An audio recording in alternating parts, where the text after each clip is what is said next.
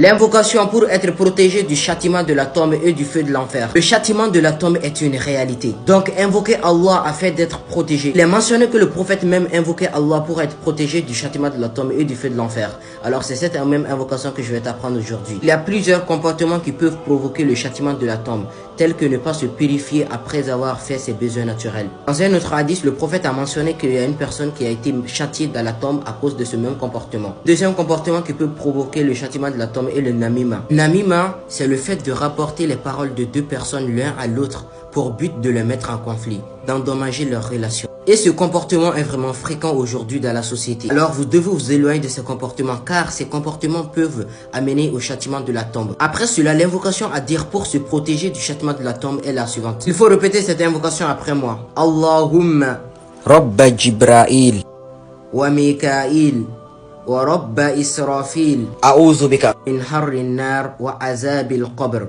On reprend cette invocation une deuxième fois. Répète après moi. Allahumma Rabba Jibrail wa Mikail wa Rabba Israfil A'udhu bika min harri nar wa azabil qabr.